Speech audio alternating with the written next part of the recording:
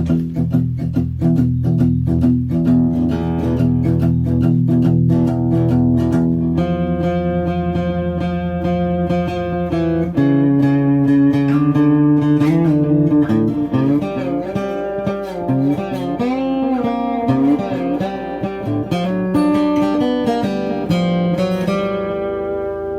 to the Serious TV Drama Podcast.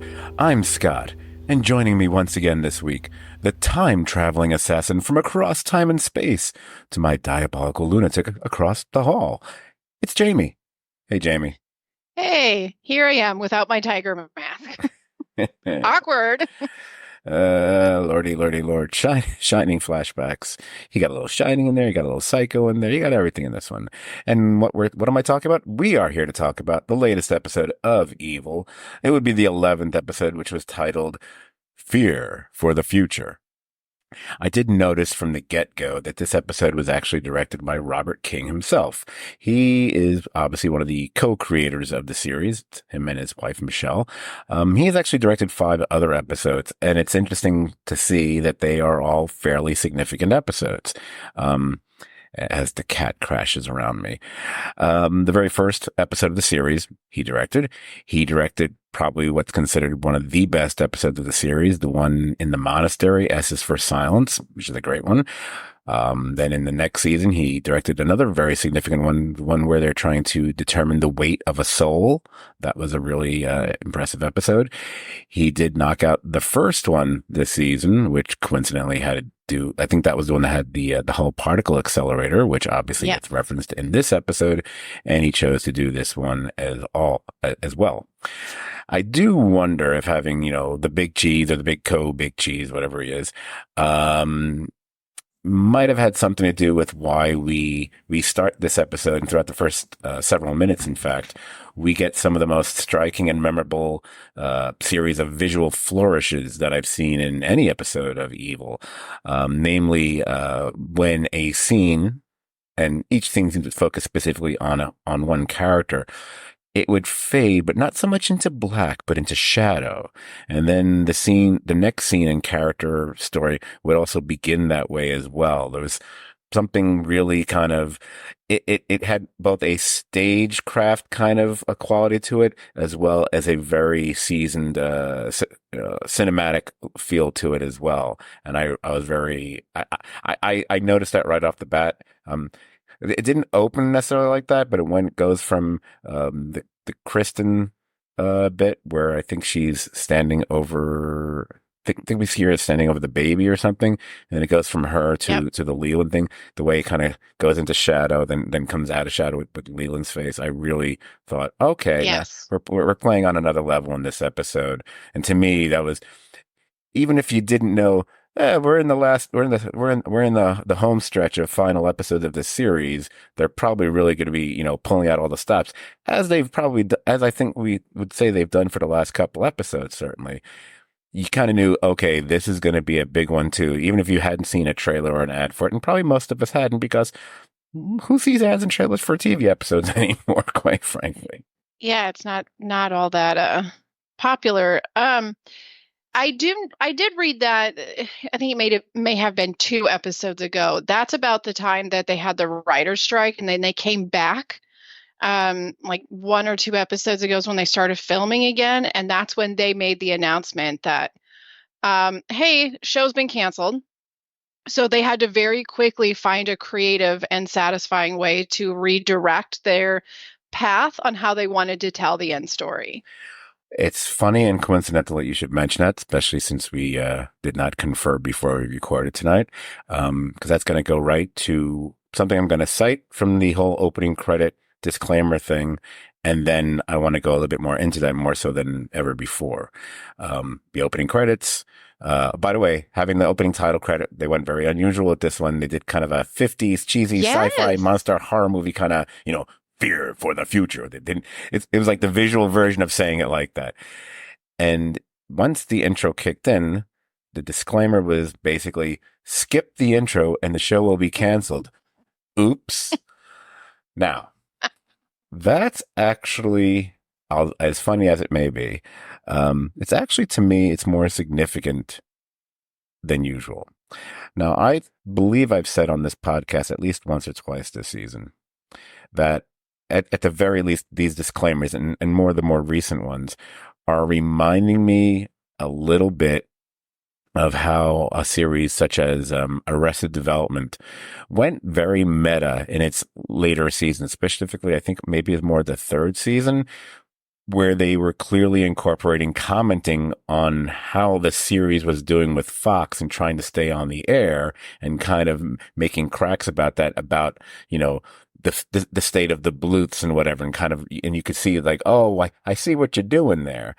Mm-hmm. Now, this episode of Evil in particular, more so than any earlier this season, went out of their way to have, I would say, at least one of the more significant little storyline plot elements on screen, clearly and deliberately parallel their off-screen problems. Now, they're not directly breaking the fourth wall and just saying it outright. You know, they're not doing like Deadpool this summer or what Gary Shandling used to do like 35 years ago. They're maybe slightly more subtle than that, but it's still kind of obvious if you're really attuned to what's been going on. And as I say that, I realize just in case I'm being too vague or oblique here, what I'm referring to is in this very episode, I'll use my common phrase I say all the time. I'll call it like a running bit. It's not really a bit, but that's just how I talk. The running bit about how the assessor program has effectively been canceled, and they have just one more month to do that, which, by the way, is essentially the length of the remainder of of this presumably final season. And they mention how it's simply about money, despite how well the TV show, excuse me, the assessor program has been. I thought we were doing well. I thought this was successful. I love, yeah, It is. the scene, yeah, because first we have it with the parish lawyer who's talking about canceling them and whatever. But yeah, you're referring to the Ben and David conversation when Ben says, "I thought we were successful," and Dave's like, "I don't know, up is down and down is up."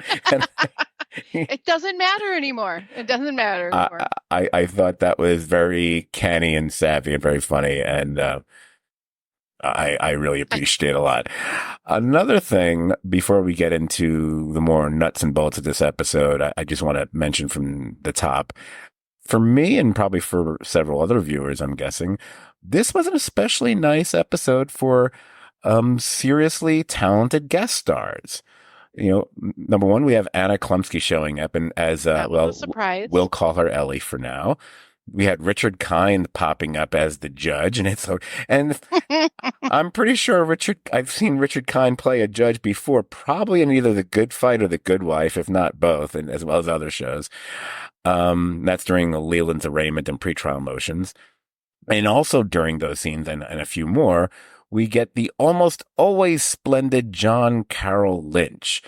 This is an actor who, you know, will take on the most interesting roles. He could be the sweetest dude imaginable back in Fargo to the scariest clown before the Terrifier ever existed on American Horror Story. And he shows up here, and it's kind of funny because you think he's one thing, and then you realize, no, there's got to be a little bit more going on here, because it's just it's beyond Saul Goodman, over the top and weird here. And with all these guest stars, another thing for the fans of the show, it's always nice when you watch a show that's been on for whatever number of seasons, 3 seasons, 4 seasons, like this, whatever, and you know, all of a sudden, like, a beloved character returns that maybe you haven't seen for a couple seasons. Like, oh, I didn't know we'd see so-and-so again.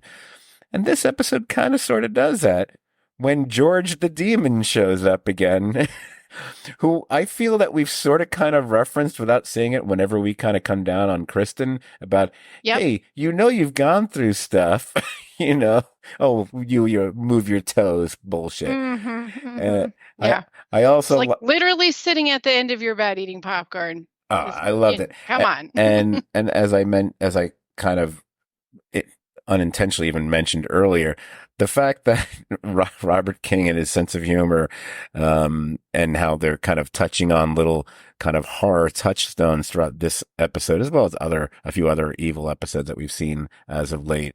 And even though I knew what he was doing before it even happened, because I was like, okay, I see the form and address and I see the hair, but we're not able to see the face. And then when it turns around, like, I knew it before it happens. Like, is he going psycho on us? Are we going to do this slow head turn? Yes, dear. The only difference was if he really wanted to do it, and I think when Hitchcock does it, Hitchcock does a deliberate little, I think there's like a deliberate mini little jump cut in there. So you don't quite see the skull from the side. So it's more of a shock when the reveal here happens. And when he did this, you could kind of see it was the demon as George was turning his head. But, it was still kind of fun. And George is, probably one of the best demons that's ever been on the show. It's the personality up the yin yang, and not that I root for him, but I kind of like him because all, all the pent up frustration and aggression I have towards the Kristen character sometimes. Yep, you bet. George helps me fulfill it. And by the way, if you think I didn't have a feeling like that once or twice in this episode, you're dead wrong. Okay, so we mentioned Anna Klumsky and Ellie. So let's talk about that. And I got to admit something from the get-go before we get into the episode. I was, and I blame on myself. I was kind of spoiled before I watched the episode. I accidentally, and it might have been from Robert King himself. I don't remember who it was. I think it was, because it's not like I see that many evil tweets, unfortunately, when I'm on the X Twitter. But I did see something before I got to watch the episode, and my eyes caught it before I could look away, that mentioned she was one of the, all it said was she was one of the 4 daughters from the future. I was like, oh, God damn it, I didn't want to know. Oh, that sucks. That is a real spoiler. Rats. So I'm watching the episode, but the only thing I like, the only good thing about knowing that in advance, because otherwise it's not good to know that in advance, is I was attuned to everything she was doing and saying right from the get-go. It made me focus that much more, because as I'm watching it, I'm like, I'm looking for any of the hints and clues and things that she does or says that'll go, oh, okay, I see how we're building this story here, because like when the very first thing she talks about when they're referring to Cheryl, because it's at the wake for Cheryl, and she mentions, oh, how Cheryl babysat for her when she was a child. It's like, okay, that fits, Yep. When she was 8. And then, then later we see her telling Lila to pursue art at NYU when she goes to college, which obviously won't be for several years, since Lila says she's 11 or whatever. She seems to know where the booze is. Did you notice that? She went right for it. She went right for it without hesitation. And it's not like an obvious liquor cabinet area. It's this cabinetry that I think it might be above the refrigerator or something. It's not, a normal place to put it. She does refer to Ben as Ben the Magnificent. Now, the kids one of them does say Ben the Magnificent earlier in the episode. We don't see her being in the vicinity to have overheard that. She's in the kitchen when that's happening. But I feel that might be their way of trying to explain that. This is going to be part of a bigger conversation I think you and I are going to have once we go through all this stuff. Because then when she finally has the conversation with Kristen, when they're drinking, they're doing their tequila sipping, about how you're going to be told tomorrow, you're going to find out tomorrow that Andy's been cheating on you, which we know already. Confirmed. And then, that David is in love with you and he's going to quit the priesthood in 6 months. And then she goes through everything about the particle accelerator and how what happened actually led to an eventual chain reaction of these mini black holes that led to a wormhole, which, and if you know your sci-fi geekery, we know what wormholes can do. Anyone who watches, Babylon 5 and all that kind of shit knows that. And she pointedly says where if you focus on a specific singular event, such as Cheryl's funeral, you can actually use the wormhole to go back in time to that day, etc. And of course, Kristen thinks she's absolutely out of her mind and throws her out. And then okay, and then so we have all that in the front part, and then we have her showing up again later on, and that's when she, I think that's when she encounters. Is it Lynn? I think she's no, it's not Lynn. Lynn is It's Laura. Lynn is the third. Lynn is the third time. The second Right. time, Laura is when meets her at the door. Yeah, when Laura meets Laura. Um, is it with Laura that she says all the stuff? No. It's no. That's later. It's with Lynn. It's with Lynn. Yes. Okay. Yeah, when she's at the door with Laura, that's when Laura runs out, takes a picture of her license Of her plate. license plate, and that's when she leaves the present for Timothy. When she Yes. returns a third time, again, I got Lynn is lured outside by that tablet, which we've established in previous episodes, but they used to, Right. entity detected. Entity. Now it's funny when that happens. We had cut just from Kristen and George in the bedroom, and I initially thought, oh, it's picking up George, but no, Right. it's she's being led outside, and it actually all of a sudden there's a voice like, "Hello, Lynn, follow me," and she goes outside, and that's where she sees Ellie, and that's when Ellie goes into the whole thing about when Lexus is 35 and Timothy is 23, he's going to bring about a battle that will destroy the world. Because Lexus has been appointed protector of Timothy, and that she's been sent back to stop it. Basically, Terminator kind of shit, whatever. Yep. That's exactly what it is. Um, okay. If anybody who listens to any podcast you and I have done together in the past knows that you and I are both suckers for time travel. Oh, yeah. So I'm all about it. But I would like to just issue one little very teeny tiny complaint. Mm-hmm. And that is that the actress that plays Laura, young Laura, Mm-hmm. has very dark eyes, very, very dark brown eyes. And like Miss Veda Pappenpuss has got the babyest blues that exist on the planet. And I'm just thinking, could we just not put brown contacts in? Because it made me keep thinking, maybe this isn't her. Maybe it's a lot. Maybe that's not her from the future. Right. I know it's silly, but this is the shit I notice. Oh, I noticed a lot. I didn't notice that. Maybe they assume most others might not notice that. But then again, we're in the day and age of people pausing and stopping and rewinding and Right. maybe even putting on their little reader glasses and going up to really close to the screen to see what they can't quite see from their couch. Wait, do I do that all the time? I do notice that they never front lit her face. Like there's never a shot where she's directly front lit where you can really see how blue the eyes are, but they're tremendously lighter than young Laura. Okay. That might be that can be an argument. I don't know if argument's the right word, for something we're going to talk about probably sooner than later. And then obviously we finish up with, it looks like it doesn't look like she is trying to, kill the baby. Kill the baby. I like Mother that I devil. like that she's.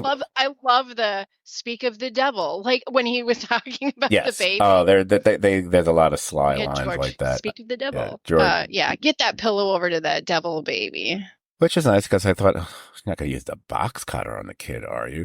And then they incorporate the air horns that we'd seen in a previous episode. That Laura to the rescue against Laura. Then Kristen tasers her, and then obviously there's some thudding from downstairs, and she escapes out the window when they go to see that it's Ben, whatever. And that's when the reveals start to happen that the car that she had taken the picture of the license plate turned out to be stolen from the facility where Andy is being kept.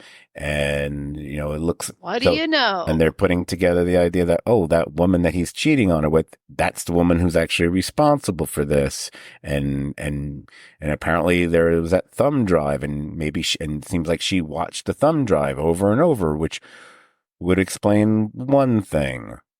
But by the way, the fact that Kristen has a line towards the end, that she, and maybe she's more referring to, and on the surface of it, the situation with Andy. But I like that. I think they wanted to have multiple meanings when she says it's better that it's unambiguous. Yeah. So here's the thing I want to talk about. And I know what I believe most are going to say.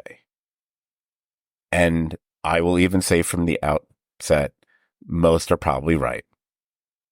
And and I've talked about it before, I tend to be a little bit more reticent than some by going into my own personal crackpot theories or whatever. Um, so Ellie, who then claims to be Laura, and as we just went through, I just kind of sped through all the stuff that she says and does, to kind of build her cases that she is this actual time traveler, and which is all torn asunder at the end when we find out about where the car came from. And then you can kind of come up with explanations for this and this and this. And we can go back because I'm gonna go back. I'm gonna point to a lot of different things. I know that everyone wants to believe. No, let me rephrase that because that's probably not even true. I know that the intention of the episode is to, oh, look, for once, Kristen was kind of right about, not believing something crazy because there is a perfectly logical, even if it's insane, but still logical explanation for everything. I personally don't know if there actually is a logical explanation for everything. I think I think one can say there's an explanation for some things. And I'm going to point to a few things that are deliberately done, or should I say not done in this episode, where the line about something being unambiguous is a falsehood, because I'm going to say there's a massive part of me that still not just wants to believe, I want to believe, just like Fox Mulder, but I am not convinced that their explanation is correct. I am not convinced that she wasn't who she said she was. And I know they try to give us all this information to kind of like explain it away. And I'm like going, yeah, but to me, I only thought some things were explained away, but I felt other things were not. And I felt that things were deliberately done, even if even if the Kings just want the question to remain in your mind. And if that's and I believe that is what they want to do, and I give them, full. Oh, I love that I clap, but when I do post production, it removes any noises that aren't voices. So you guys will never hear me clap, apparently. But I did just do a clap. But I'll give them a little round of applause for, doing that. And it's like, no, we want to leave it kind of open because there's a lot of things one can point to that kind of fly in the face of the more conventional explanation for who and what Ellie was. Yeah, I am not going to say that everything that Ellie said was all the truth, but I think the truth that they think they found is definitely not the real. I don't think that's the real story. Where I have a little bit of a struggle is they're basically writing this in then that he's having an affair with his future daughter. And I don't feel like that's where they would go. So I think there's some loops and some dips in here, but I don't think that Ellie's story is completely false. Okay, I have to hand it to you, Jamie. You said one thing I didn't kind of foresee coming because I didn't knit those two concepts together. As far as, well, that would mean Andy was sleeping. I was like, no, that's. He would. He did. Well, no, okay, wow. Well, no, the idea was this woman who he's sleeping with decides to pose as this woman claiming to be her daughter from the future. Yeah. That's okay. What I said. I can't say that any of the three ideas are completely the entire truth. I think there's some dips and weaves where they can intermingle, but I don't think the truth that they think they know, that, oh, she's just a crazy person who convinced Andy and got all this information and then came to my house. I don't think that's I don't think that's the full story. So let me go through this so I can go into my why I'm where I'm landing on this. Now, one can explain the information she has about Lexus and Timothy And that whole thing, that can be explained away by the thumb drive that Cheryl left for Andy. Because that seems to be where she was Right. going and what she started to talk about. Because we see Kristen put it on briefly, and then in pure frustrating Kristen fashion, she snaps closed the laptop and tosses it away because, none of this could possibly be true, even though, hello. Okay. Yeah. I don't even get into that. My note on that, Kristen, you're so fucking frustrating. It annoys me. Anyhow, Indeed. anyhow, but the rest of it. Number one, Boggs. His name is Boggs, right? I didn't fuck up his name. Yep. Right? Can't Boggs. Like Wade Boggs. Boggs shows up to give Andy that envelope with the drive. You bet. And walks in on the sex and masks again. They make They make a point of not, obviously, we don't see who the woman is he's having sex with. They masked them on purpose. Masked them on purpose. I will say, you might have focused on the fact that, hey, Anna Klumsky's eyes don't look anything like, whatever. It's like, well, but that doesn't maybe match her build, right? Is that what yeah. You're going to be nice and refer to it as build. I'm going to be more blunt about it. It's like, you know what? I'm not, she's not, she's got stuff going on there. No, Miss Klumsky was like, but she's not quite that busty. Klumsky don't got boobs like that. No. No. So, but that is not one of my, that's not one of my criteria. I'm just saying that's my one joke. Wrong colored eyes. Wrong size areola. It's not her. For the level of planning that would take for all of this, I don't believe, number one, I don't believe she would have get all that information that quickly. Number two, yeah, what was it, like 3 days? I think it was the same amount it's within 24 hours. It's within 24 hours. It's not even. Because Boggs leaves there and then shows up at the memorial. I think it's the same day. I think he went there earlier that day than the funeral, and then he shows up there. I think the impression is it's the same fucking day. I kind of felt like where he was being treated was a lot further away until this episode when they went there like 3 times in one day. So it's like basically across town. So, okay. I want to stay on track because I feel where I want to go keeps getting derailed here.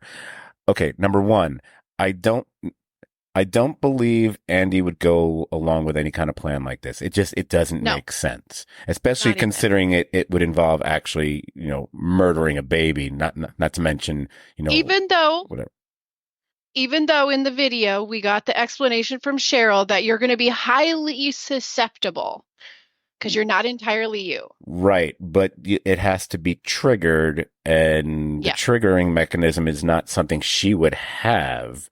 I don't think she's going to be able to get a hold of, unless she runs in, gets her iPhone and finds that same recording of Feliz Navidad and plays it to him, whatever. And I don't know if I highly doubt Cheryl went into that much detail. It's like, so that when you hear seems like a lot of complication. Yeah. Yeah. I'm not buying that. I don't buy it.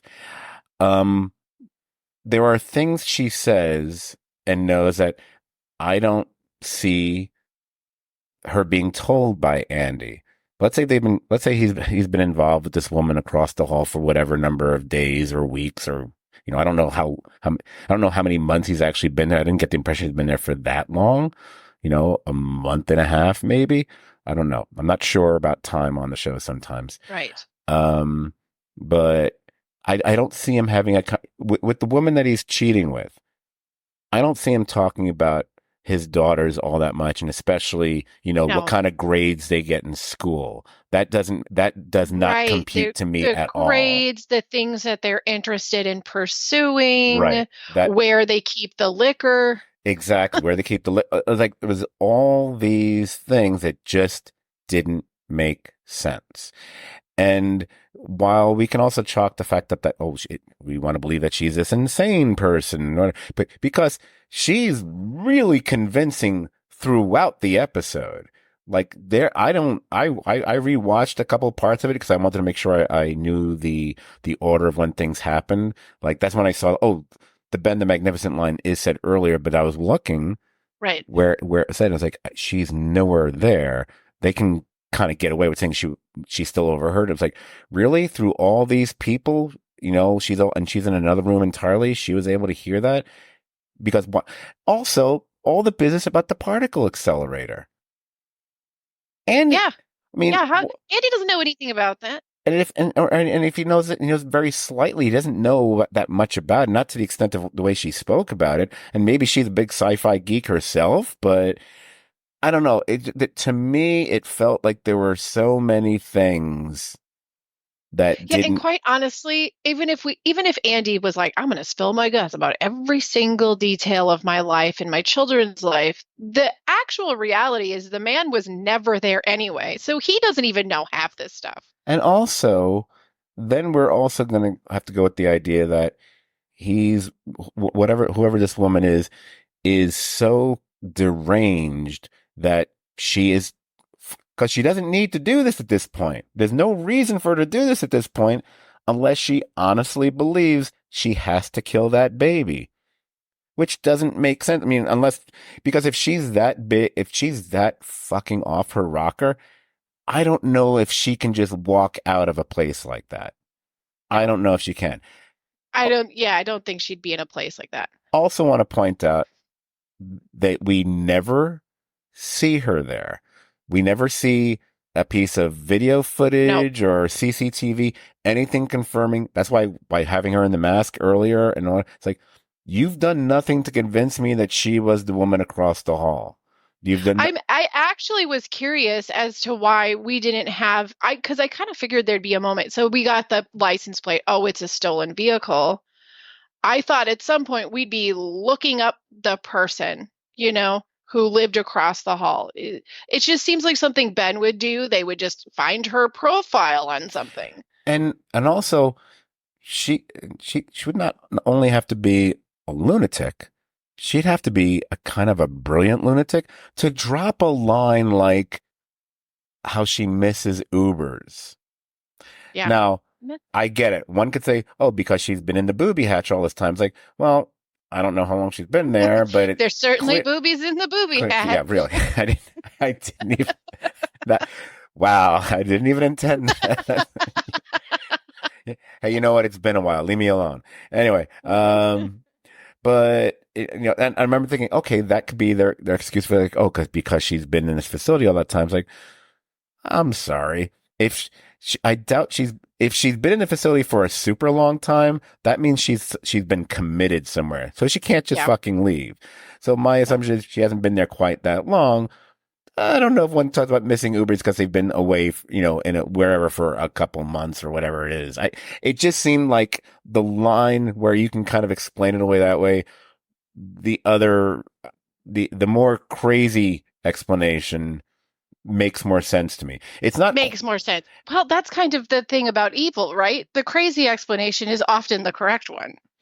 Yeah, it's I always get the line wrong, so I don't want to screw it up again. But it's kind of like it's the classic. I think you even might have mentioned in one of our podcasts. It's the Sherlock Holmes line. When you eliminate the however improbable is the explanation. Now they do give us another explanation, which is the one that they're all obviously going with here. I'm just pointing out, like, I don't know. I feel like that's not the story. Now, does that mean any of this is going to play a part in the series from this point on? Probably not. It's probably going to, I would not be surprised if we don't, unless something happens in the very final episode, we might not see Andy ever again. And I don't know if Anna Klumsky was signed to do another episode. I don't think so, because we only have 3 more left.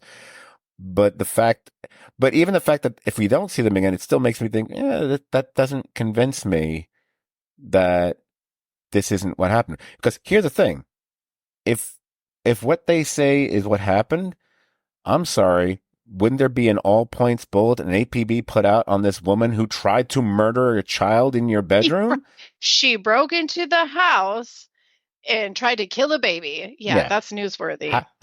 That's worth calling the cops. I don't think you're letting that one go. You've already called the cops before. I don't think you're letting this one go. So I'm just gonna, you know what? I'm gonna go for it. I'm gonna go from half court. I'm gonna take my shot. I'm gonna say they will, because I can't see them not trying to track down Andy and this woman, and they will track them down. And then we're going to see it's not her. It's a different Yep. woman. And then be like, dun, dun, dun. Yep. Because I would love that. And leave it open. We don't have to refer to it ever again. I just love the idea of that. I think that would be the the creepiest, coolest way to handle that. And they can even put a thing like, hey, if you'd given us another fucking season, then maybe we might get into that. Because the funny thing with all this shit that happens and how we see, at least we see a bit of the thumb drive was about, we're guessing it's more about the Timothy Lexus situation, you know. Right. And now, oh, by the way, the fact that we now, because I keep bringing up the whole Lexus is an important thing, and now we actually know. Now we have it. You know, she's like the protector, the facilitator. You know, you know, she's like, you know, it's kind of like being the vampire's. What's the word I'm looking for? Miss Who Watches an Interview with a Vampire. The familiar. Familiar. That's the word I was looking My for. familiar. You know, for old school people, the James Mason character in Salem's Lot. Wow, that's a deep dive.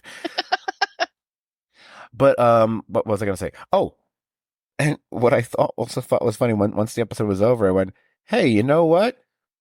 Does this mean we're never going to get the actual complete reveal that Leland was responsible for not just brainwashing Andy and almost causing him to murder his child? Because we seem to get away from that." You know, because that's kind of a big thing. Because I keep thinking the minute Kristen should hear that, hey, you know what, Leland by proxy, as I keep calling, you know, Manchurian Candidate style, whatever, went out of his way to try to kill your daughter.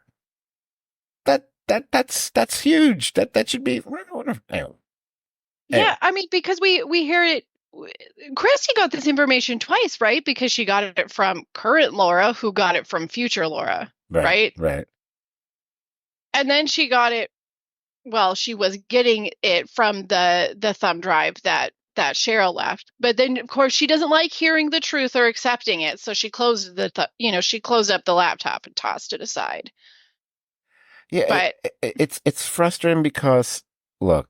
I get that she's grounded and wants to, and we've talked about this. So I don't want to rerun a lot of what we've talked about before, but it bothers me that I feel there's been enough incidents, even connected to Leland and the people or the whatever he works with or for, whatever, when they were tracking down all the it's not signal, signet, what's it called? The symbols, when they were tracking all those things down. Right. Yep.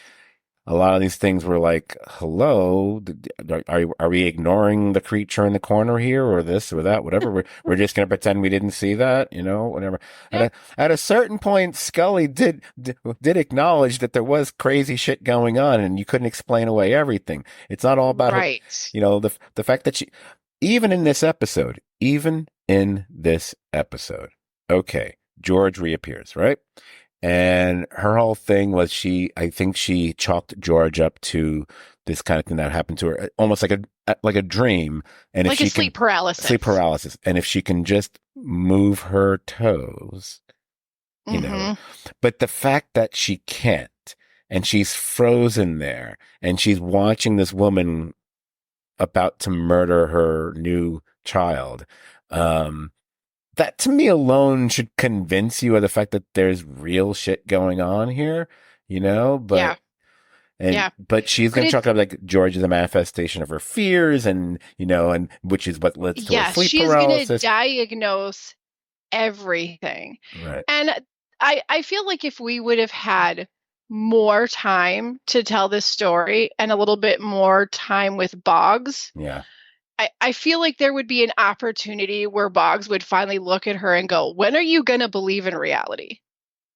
Because Boggs saw it. He saw it himself, and he's her favorite doctor. Right. You know, and he came to the conclusion while he watched a man suit being unzipped from a demon. Right. Although that did happen fairly recently, obviously.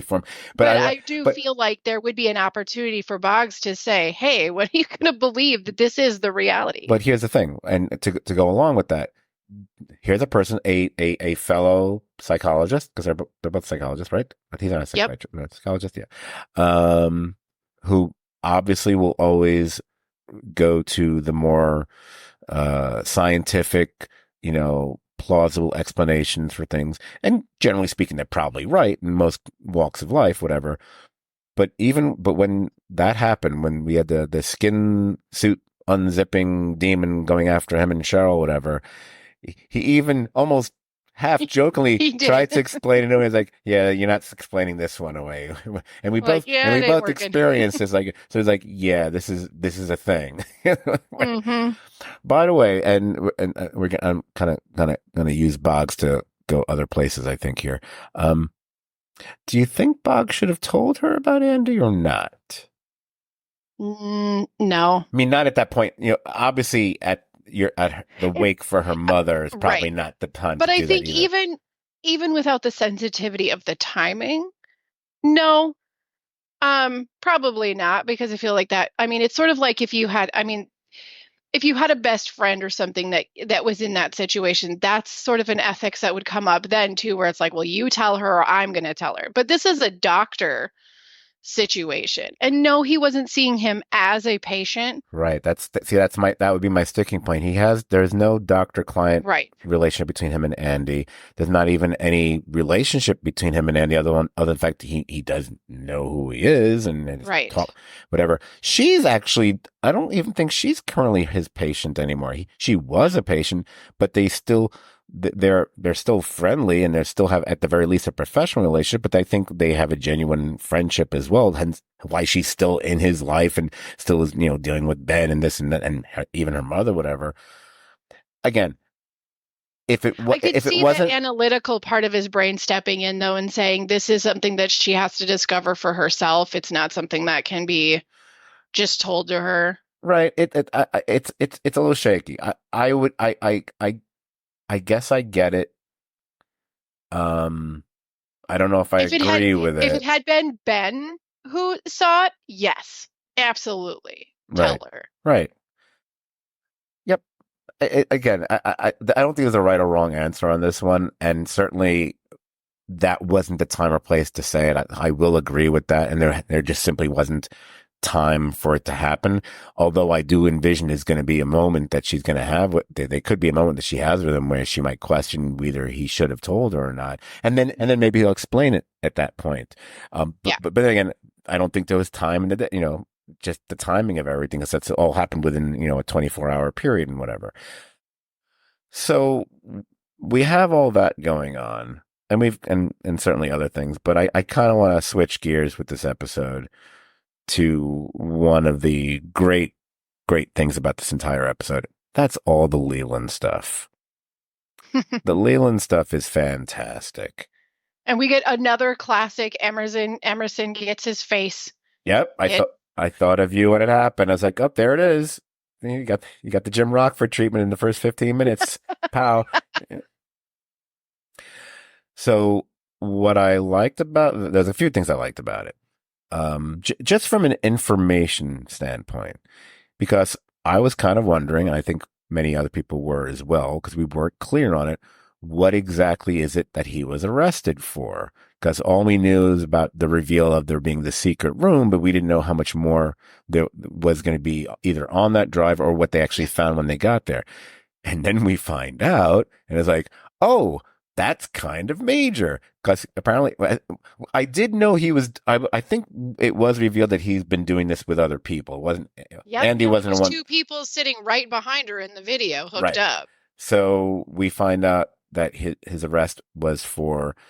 Well, initially it was for 2 counts of kidnapping and a couple of things, felony assault, blah blah blah blah. It was like, oh, actually, no, they got upgraded to murder because both of those people have died since. I was like, okay, this is fucking serious. Whatever. Yep. Now, when I love the lawyer showing up, and like I said, it was John Carroll Lynch, and how they just went out of their way to make him appear to be as, you know, ill-suited and unkempt and just not the guy you want to see walking through the door to be your lawyer. And Leland's insistence on getting different representation, even when he meets with him, whatever. But it leading up to the reveal later on when he has switched his representation, which happens during vis-a-vis his conversation with Boggs. By the way, his conversation with Boggs is great because you realize that Leland is still able to hold something over him. He's not completely, Boggs isn't totally out from under his thumb because of, and I love the order of things, your sales, your career, that's an order of importance.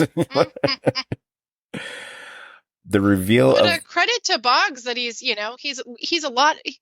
The Boggs that we got at the beginning of the series and who he is now, he has grown as a character, and he's stronger. I think he would have something like this at the beginning of this series. He would have just immediately cowered under the thumb of Leland, I think, compared to now where he's like, I don't know though. I don't know that this should happen. He there's some pushback.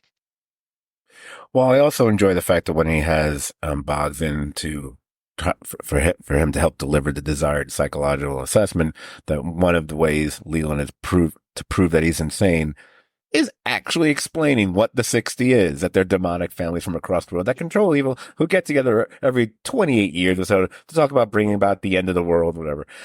Then the reveal of the lawyer. Oh, who I should say his name. Yep. Because it's great. Wait, is it Henry Stick or is it Henry Twig? It is Henry Stick, so you get the Twig joke. But what I really, really loved is in that courtroom scene when they correct him because he says Twig, the other lawyer goes, nah, it's Stick. Wow. I was like, yeah, that's so great. But yeah, Twig, Stick. Well, either he's a twig or a stick when the reveal of, this pretty much this redwood of a fucking devil demon thing walks in, probably one of the more hideous looking ones that we've seen on the series. And I love the touch of that he's dragging on chains. Yes. Basically looks like several corpses, leaving that big bloody streak everywhere he goes. And the way he threatens Leland, which we don't get to see too much. We don't get to see Leland getting threatened by these, other forces too often. And especially the way this one goes about it. I think he basically says, don't fuck with me or whatever. But Leland realizing, or at least he thinks it is, this is the evil. This is the big bad that we've been waiting for, the evil coming to New York. Right. Even though, by the way, we got enough evil here in New York. We don't really need more. We don't need more. It's fine. Go to Connecticut. Okay. They could use some more evil there, maybe. I do really enjoy, too, that the multiple times that Leland refers to this guy as the second string. Yes. Right. Yeah. Oh, I didn't mention, it's not really that important, but going back to the boobs again, it's extremely rare for there to be any nudity on this show. Yeah, I literally said, have we seen nudity to this level? Maybe once. I think once or twice briefly. I think there's also I don't know, I wouldn't call it infamous, but it doesn't count because it wasn't in the final cut. There is a scene from an episode from, I don't know if it's season 2 or season 3. It's a David Kristen scene where apparently you need to prove that you're 18 or older on YouTube to be able to watch the scene, which tells me. And so it's a David Kristen demon scene? Yes, I believe that's, okay. I think that's what it is. Although, by the way, so, and we have the Andy making reference to it when Andy and Kristen have their little, to do. Okay. Which was great, by the way, the shoving everything off of the dresser. Oh, yeah. Because you at some point at some point in a show that's created and written by the Kings, you have to have at least one scene of someone basically taking their arm and knocking everything off of a major piece of furniture. I give you Josh Charles in one of the most iconic moments of The Good Wife, and when he gets pissed off at Alicia and he knocks everything off I believe there's a scene like that in The Good Fight where everything gets blown off the fucking desk. I don't know. And I was like, oh, look, we had to have this scene at some point on the show, didn't we? Okay. And of course it has to be her. I loved her in that scene. And Yep. I love Kristen like 85, 90% of the time. I love the actress. Right. I think she's great. I love reading her tweets because she's really pushing hard, advocating for someone to please renew that, Yes, bring the she. show back, whatever. I think there's something, and for the most part, I think there's something very unique about her and her performance and the character itself. I love the thing throughout because I think we were thinking it ourselves. It's like, oh my God, you've got 5 kids now. You've got 5 kids. It. And then when you hear about the job situation, like, oh my God, you're about to be unemployed and you've got 5 kids. And now granted, you clearly have money in the bank.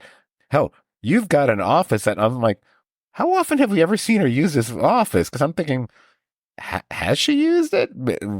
She's she's never used it. We've seen Cheryl in it when she was Right, living there. right, But right. that tells you her office is the size of an apartment.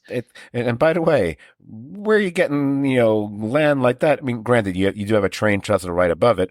Well, I feel like I have to sneeze. Oh, okay, I went away. Wow. It's an epidemic tonight. Yeah. But that is a nice home. Yes, there is money, and her husband is, doing rock climbing, ice climbing, ventures, and that's not something that's uh not incredibly expensive. Even if he's the one running it, there was money in this family. But 5 children, and I'm pretty sure they all go to private school because they seem to be wearing uniforms every now and then. Yep. That's my impression as well. Yikes. Oh, by the way, going back to, because like I said, at this point, I'm just going to keep bouncing around the episode for anything that I wanted to mention or forgot to mention. I'm going to go back to Ellie just for a second. Okay, even going along with how I'm viewing what she is as opposed to the quote unquote explanation, we got the toxic onesie, Yes. which we find out it's been treated with this organophosphate, which would be again. That's not something she can just go to the local, Walgreens and get, and then get a onesie and dip it in or whatever. That was just one more thing. Like, and again, the short amount of time this all has to be taking place in, that was just another thing that made me go, no, I'm not buying the explanation here. Again, unless she's like a bat villain who's been in Arkham Asylum and she goes off and does all this, then I believe it. And yes, that's a little hint about my next podcast, but I'll talk about it at the end of this podcast. Anyway, just came up with that. Well, if we really are, if we're going to stand on the belief that there was, a wormhole or whatever, and that the whole thing that happened with the accelerator, then we have to look again at Ben, because Ben had like the experience with it, right? Yeah.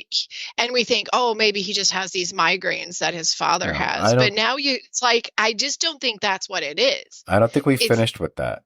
I don't think Yeah, we finished. it's back into something with what happened with that. So maybe if we do get to see Ellie slash future Laura in the same space as Ben for any length of time, maybe something will reveal itself there. But they keep going back to that aluminum foil under the hat, and it's like there's more to this than a migraine. Also, if again, odds are that none of this is going to happen. So again, now I'm going three quarters away from the basket, down the court. I'm shooting under the basket, at the basket across court for this one. If I'm actually right, and I don't think I am, that this person actually was a time traveler. And I don't, and anyone who and whoever listens, and there might be a few people like, oh, that'd be stupid. It's like, you're dealing with a show with demons and and you're going to balk at time travel. Stop yourself. However, it affords them an opportunity to correct something or to fix something because she has explained what happened. Now, I don't know. I guess, well, she says it happens in a few years, the wormhole thing. So maybe I guess I can't do it then. Because I was trying to think if there was some way they could accelerate that, no pun intended, accelerate that process and use that as a way to go back to change something, to defeat something or to fight something. But maybe since it's going to be a few years, that my theory that I was just coming up with on the fly, I just shot it down myself. Damn it. I thought maybe they might be able to make use of that because it seemed very specific to me. that's where it's really hard to be tidy with anything that involves time travel, because then you have to face the thing, okay, well, if they do that, then wouldn't she know that they did that, and blah blah blah blah blah. Right. But you've got something like the stuff that's happening, like dad's cheating on you. You're going to find out tomorrow. And then Christine finds out, it's confirmed. But then it's that thing about David. You're going to be sad for 20 days. That seems so oddly specific. It's not like you're going to be sad for a couple of weeks. I just, again, The especially if 20 someone's days is insane, weird. she she's so insanely smooth about how she says everything, about how she slips into the mom and the dad, whatever. I'm I'm just thinking, because if she is a crazy, then she is like so insane. Genius crazy. Yeah, Yeah. that's a level Yeah, she's I've not seen, but whatever. That again, like Leland crazy, right? and That's You have to be Leland and she's crazy more to be that crazy. convincing than anything Leland ever does. Yes. Um, should also mention, like, one of the things that happens in this episode is David gets promoted to being the pastor, because we find out that Father Ignatius is actually Yeah. retiring, which made me a little sad, because wait, does that mean no more Wallace Shawn for the rest of the season? That's kind of sad. Also noticed when we were focusing on all these characters in the beginning, oh, Ben doesn't get his own little thing. Oh, Ben pretty much acts as, adjunct to other characters in this episode. Although his scenes with those other characters give the other, he becomes like the excellent acting sounding board for them, Yeah. because they get some of their best moments in Oh, the series. absolutely. I loved when he looked at David and, he's like, why are you a fucking priest, David? I loved how the bluntness came out at him and made him, face it. Well, he said, when basically, what is wrong with loving her? And then when David just basically lets it all go, and says everything that he says about his faith and the priest, and why he's stuck with it, why he wants to remain committed to it, whatever. But it's said with such passion and such fervence, and it really works. And so that's a great scene for David there. And Ben also has a great scene with Kristen later on, Yeah. because of how she basically just falls apart and is going over everything, which And he plots how he would kill Andy. which is really impressive. Poison. I question. Okay, I already know the pushback. I get it. But the girls overheard pretty much almost everything she said. Yep. So for her to kind of, I know there's no easy way to do this, and especially and I get it, it's on the heels of their grandmother's sudden and unexpected death. But they heard you already, and they heard the way you were down there as well. And I just, part of me kept thinking, okay, I'm not saying you have to out and out say, yes, we're getting a divorce, but saying it in such a way, at least initially, seemed like you're just putting off the inevitable conversation you're going to have with them. And I get that maybe you have to be careful, because you don't want to vilify their father to them, because you don't want to screw with that relationship. Although part of you would be like, he's throwing this away himself, so why do I even feel any sense of needing to do this? He basically is abandoning his family with what he's doing. I just, again, I'm not, again, you're the parent, I'm not, I don't, and maybe there's only so much you can do in one episode, and maybe there'll be more to this in later episodes or not. It just seemed to me, they heard you. They heard most of that. It's like, never mind the crazy time travel stuff, but all the other stuff, But her reaction and the way she handles it with the girls is it's just like the perfect example where these girls are so open to the world and pulling in information and understanding the implications and the realities of the unbelievable. And she isn't. And she struggles with it constantly. And she's a mom, so of course, there's that part of her, she's going to try to protect him. But I would argue again is that she's never really protecting them. She's just always protecting herself. Like Interesting. she's protecting herself and her own feelings of watching the kids, because I mean they straight up said like he doesn't want to be here, but as I said kind of jokingly earlier, he never has been.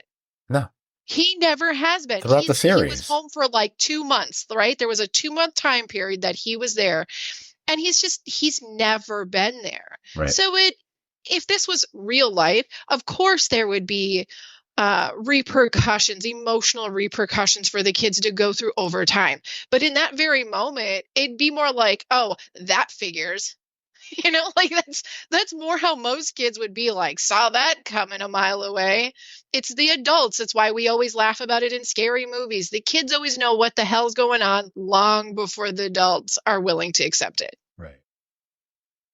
So, trying to think of other things I thought were notable. When she does have that scene with David later on, uh, I thought there was the way they handled the incredibly awkward tension between them. And there's always some level of something going on between them, and we've seen that even more so this season. I love, by the way, Ben bringing up it's like, come on, what you guys said. Oh, if I could have two loves and one for you, one for you. Come on, come on. Yep. But here, with the choice that they make here, when she asks him to hold her, and just the way it's depicted here, it's kind of like it's the seductive intimacy of an embrace. It's purely an embrace. Yeah. But the way the focus is on the hands on each other's back and where her head lies on his shoulder and whatever. And I knew it wasn't going to go any further. Right. I just knew it wasn't, because I said, no, this is it. It's not, there doesn't have to be a kiss now or whatever. This is the thing. And that's when she realized this is not, you should go, is what she says at that point to him, I think. But I was like, this was already that moment there. And just previously when he was talking to Ben, and he was saying like, I can't break this promise. That whole speech that he actually gave to Ben was actually really great. I love the idea when he's, holds up his laptop and he says 1 hour in this and I want to put my head in the fucking oven. The struggles of being a human being in this crazy upside down world today that they've talked about a few times in this episode.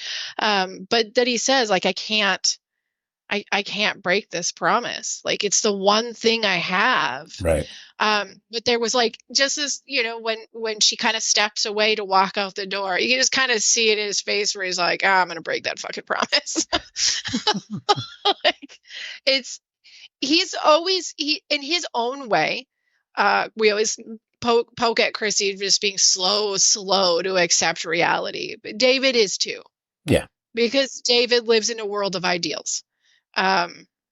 And sometimes he's really slow at just coming to terms and facing his own truth. So it was a nice moment. I liked that it didn't have to push any further than that. It just was very quiet and meaningful.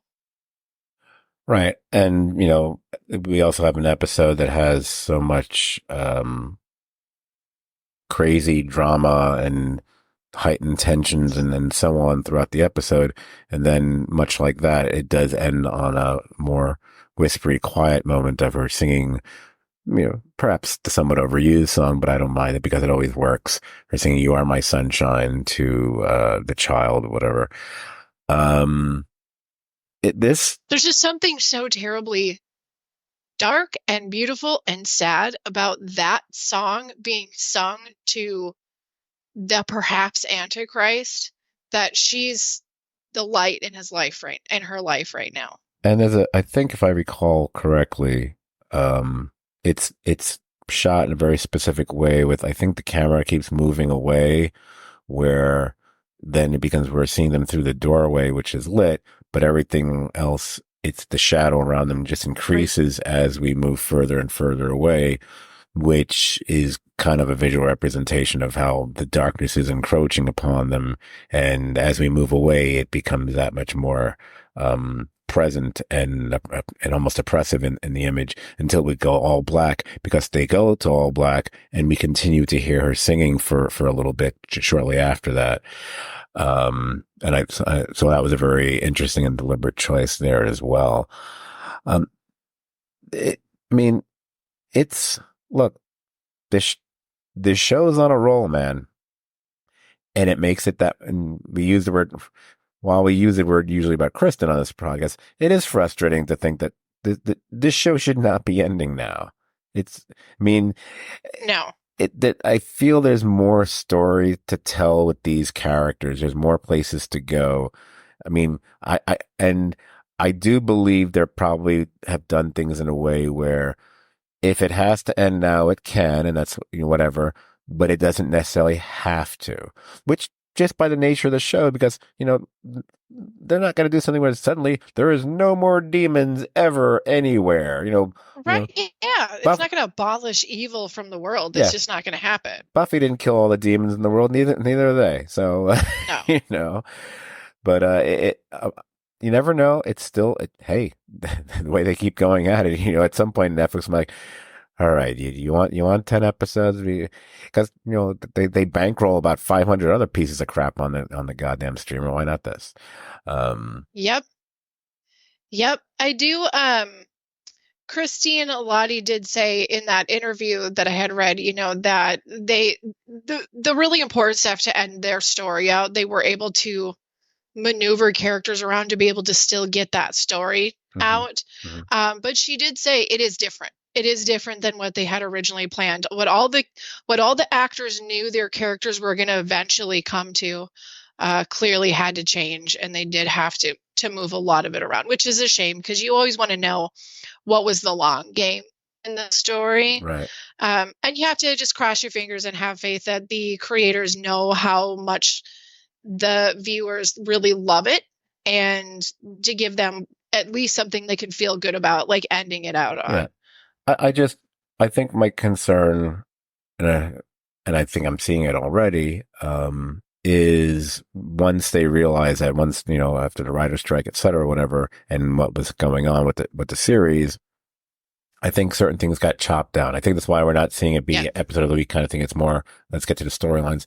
I also think that some people are going to get hurt, their storylines and characters are going to get shortchanged a little bit. I think Ben is probably the one that seems to me is getting shortchanged here a little bit. I mean, we'll have the one episode with him having his own episodes in the episode where he's apparently, a totally different personality in person, and they bring back this character I totally forgot about. Not one we needed to have back, but anyway, right.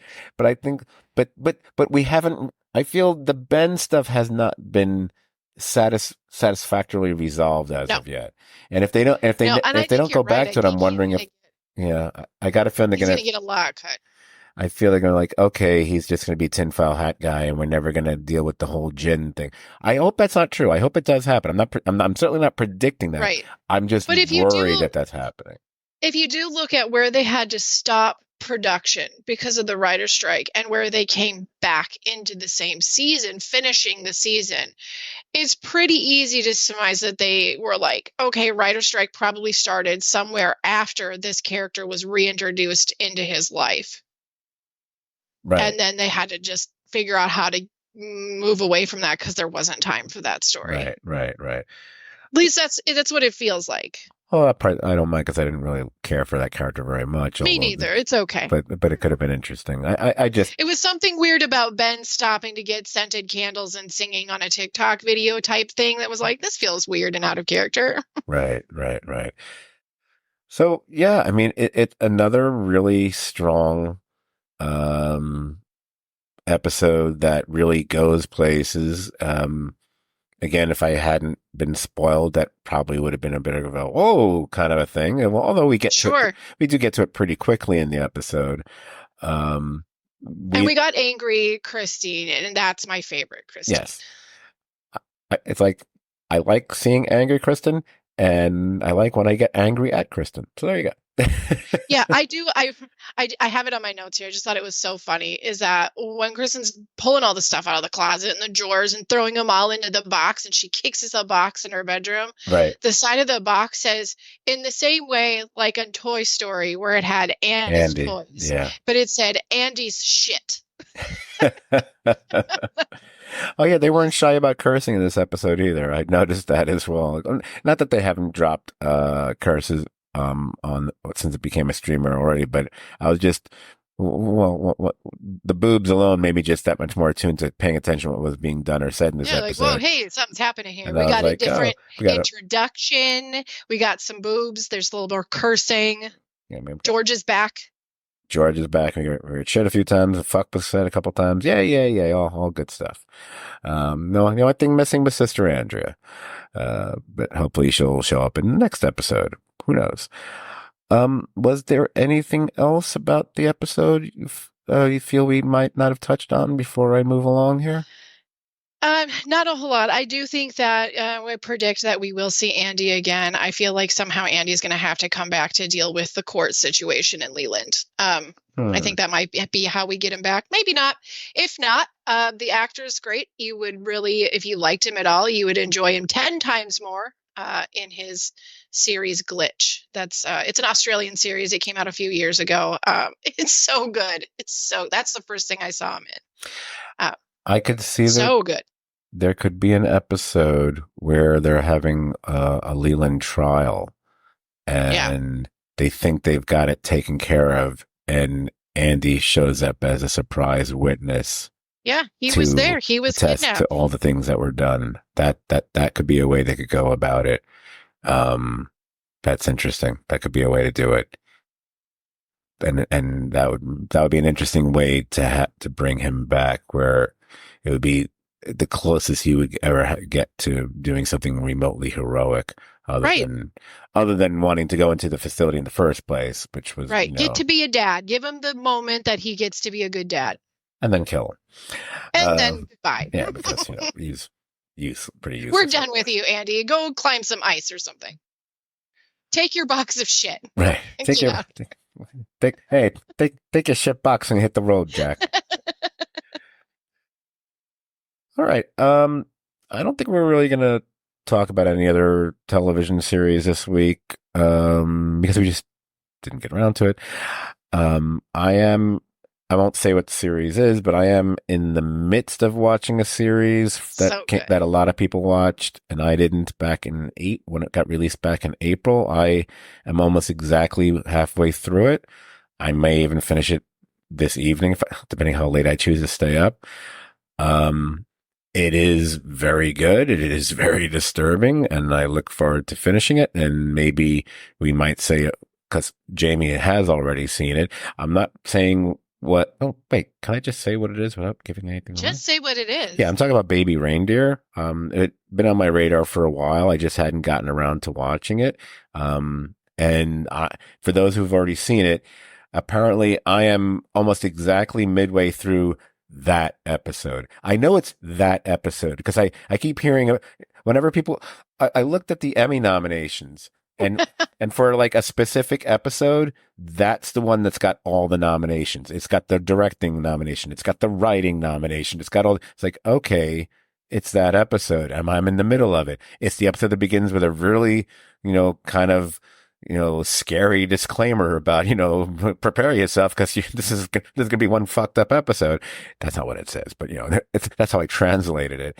So the show, survivor of trauma, it's going to be extra tough. Yeah. And this is a show that as I'm watching it, there is a certain level of awkward dread one feels throughout most of it, and a lot of and then it's just more fascinating when you actually just. Again, I didn't do any deep dives on this show because I don't want to know stuff ahead of time, because that keeps happening. But just by looking at an IMDb page, I was like, oh, okay, wow. The guy who's the star, he's also the writer and whatever. And not only was this from something a play, this is taken from his actual life that he actually experienced. This is like, wow, that's like meta to an extreme. I'm fascinated by this. And like, oh, he's such a bad comedian. But yeah. Oh, he is. And I am so looking forward to just talking to you about it after you've, reached the second, when you've gone through the second half of the series. We may or may not maybe spend, a little bit of time talking about it next week. It might be like maybe a little additional 10, 15-minute segment after Evil or something. Nothing more than that, because I don't really want to do that much more. I've said it I've already announced it on Facebook. And a lot of our listeners check out things via our Facebook page, Series 3 Drama Podcast page. like the page, join the page, that I have already completed the 10 episode binge of the new animated series that got released on August 1st on Amazon Prime, Batman Caped Crusader. And as I was watching it, I knew it once I was about a couple episodes in, it's like, oh yeah, Scott's going to have to try out a solo podcast on this one. No offense to any of my usual co-hosts, but this is kind of, this feels like a Scott vehicle. Because I need to say my stuff and it has to be with my knowledge level and everything else. And, unless I was with someone who really is right there with me, it would just be weird. So my plan, is to record that, at some point this very weekend. So hopefully I will get that released within 24 to 48 hours of the release of the podcast you've just listened to. So hopefully that means, best case scenario, I'll get it out there by Sunday. Actually, I just realized what's happening this week in my life. Yeah, I have to get that out by Sunday. I ain't gonna have time during the week. Scotty got himself a job. So, working man. I'm gonna be a working man. I'm gonna have to actually leave the house in the hot. So yes, I will. So now that I've realized that, I will try to get that out on, I'll try to record it Saturday, hopefully to get it out Sunday. Unless I decide, I'll release it Saturday night, but I like there to be at least 24 hours in between, the release of these podcasts. And as I said, I hear my cats digging in the kitty litter. So it's like, well timed, you little fucks. Anyway, so what was I saying? Okay, so I already said the stuff about the Facebook page. You can follow us on Twitter. It's at STBD Podcast. You can follow us on Instagram. It's Serious TV Drama as one word. You can, and as you already know, you can find us on most, if not all, podcast platforms. You can also find that other endeavor I have done, but I haven't recorded anything since April. Scott Forgot the 80s. Just remember Scott's with one T, and the 80s doesn't have an apostrophe in it. Because I get the feeling if you type it in any other way, you're not going to find it. See, that was the inherent flaw in that fucking title. Right? I just tell people, like when I go into Apple, if I just type with my name spelled correctly, Scott Forgot, you find it. You don't have to get into the whole 80s thing. I just refuse to put the apostrophe because I was like, I still don't believe that's correct. I think that's a debatable point. So I try not to do it. Even though when I read a script, everyone does it. It's like, oh, maybe I have to do it anyway because everyone else is doing it, but I feel dirty. It's like the Oxford. Well, realistically, Forgot isn't owned by the 80s. So I back you on your choice. Anywho's right. Exactly. Thank you. All right. Yeah. I will be back later this weekend with the Batman podcast. Jamie and I will be back next week with the next podcast covering Evil. Maybe we might talk. Sure will. Mayhaps we might talk about Baby Ranger a little bit there as well. Finish Dark Matter also. Not bad. I'm okay with the ending. Didn't hate it. It was okay.